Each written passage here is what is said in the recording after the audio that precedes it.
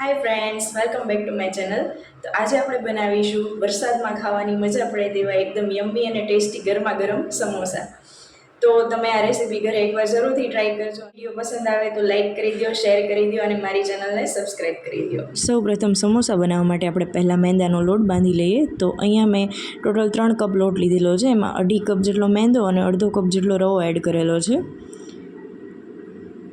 ત્યારબાદ આપણે તેમાં 1 ચમચી જેટલું મીઠું એડ કરી દઈએ, અડધી ચમચી જેટલી હિંગ એડ કરી દઈએ અને 1 ચપટી જેટલો અજમો આપણે હાથથી ક્રશ કરીને એડ કરી દઈએ. હાથથી ક્રશ કરવાથી અજમાનો ટેસ્ટ એકદમ ખૂબ જ સરસ આવે છે.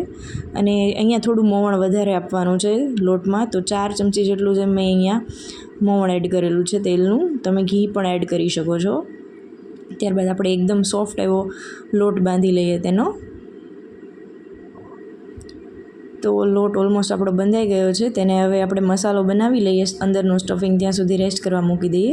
તો અહીંયા મેં બટેકા અને વટાણા પહેલાં જ બાફીને રાખેલા છે. તો તેને એકદમ સારી રીતે મેશ કરી લઈએ મેશરની મદદથી. ત્યારબાદ તેમાં બધા મસાલા એડ કરી દઈએ. તો સૌપ્રથમ સ્વાદ પ્રમાણે મીઠું ધાણા એડ કરી દઈએ, 1 ચપટી હિંગ. ત્યારબાદ આપણે એકદમ સારી રીતે મસાલાને મિક્સ કરી લઈએ.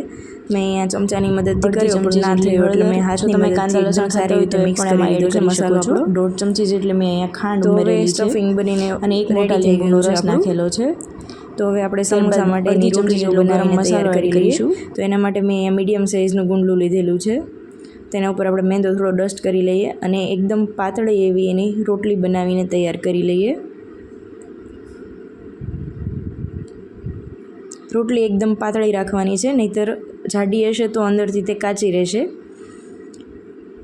ત્યારબાદ તેને વચ્ચેથી 2 ભાગમાં ડિવાઈડ કરી લેવાની છે. તો આવી રીતે આપણે બધી જ રોટલીઓ પહેલાં બનાવીને તૈયાર કરી લઈશું, એટલે છેલ્લે ખાલી આપણે સ્ટફિંગ ભરવાનું જ રહે. તો અહીંયા હું તમને એક બીજી રીતે પણ શીખવાડું છું. આવી રીતે વચ્ચેથી એક કાપો પાડવાનો છે. ત્યારબાદ બધી પટ્ટીઓ સ્પ્લિટ કરી લેવાની છે. એવી જ રીતે આડી રીતે પણ સ્પ્લિટ કરી લેવાની છે પટ્ટીઓ.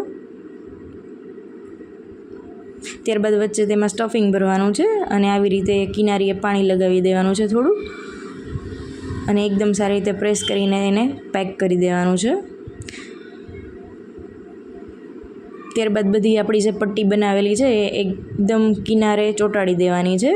પહેલાં તો આડી પટ્ટીઓ અને ત્યારબાદ ઊભી પટ્ટીઓ, એટલે એનાથી એકદમ સરસ રીતે એવી અલગ ડિઝાઇન બનીને તૈયાર થશે.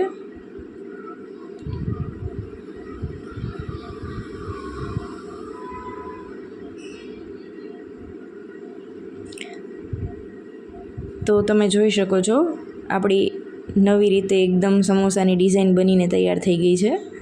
આવી ક્રોસવાળી ડિઝાઇન બનીને તૈયાર થાય છે.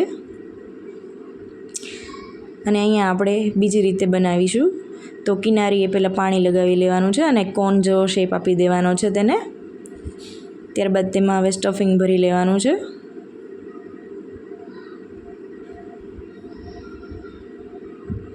ત્યારબાદ હાથની મદદથી કિનારીએ થોડું પાણી લગાવીને એકદમ સારી રીતે ચોંટાડી દેવાની છે એકબીજા સાથે. તમે અહીંયા પ્લેટ્સ પણ પાડી શકો છો, પણ મેં એમનામ જ ચીપકાવી દીધી છે. ઉપરથી થોડું પ્રેસ કરી દઈએ એટલે આખામાં આપણો મસાલો છે એ સ્પ્રેડ થઈ જાય. તો તમે જોઈ શકો છો એકદમ ઇઝી છે આ બનાવવું. ફટાફટ આવી રીતે આપણે બીજા સમોસા પણ ભરીને તૈયાર કરી લઈએ. તમારી પાસે જો સમોસાનું મોલ્ડ હોય તો તમે એમાં પણ બનાવી શકો છો, પણ મેં અહીંયા હાથની મદદથી જ બનાવ્યા છે અને એકદમ ઝડપથી બનીને તૈયાર થઈ જાય છે. પેનમાં તેલ ગરમ કરી લીધું છે. હવે તેમાં સમોસા જેટલા સમય એટલા એકસાથે નાખી દઈએ. મેં અહીંયા 3 સમોસા એડ કરેલા છે અંદર, અને તેલ આપણું એકદમ મીડિયમ ટુ હાઈ ફ્લેમ પર બધા જ સમોસા બનીને તૈયાર થઈ ગયા છે. સમોસા આપણા તેલ એબ્ઝોર્બ કરી જશે અને અંદરથી થોડા કાચા રહેશે. તો થોડી વાર માટે એને હલાવવાના નથી. ત્યારબાદ તેને પલટાવીને એકદમ ક્રિસ્પી કરી લેવાના છે.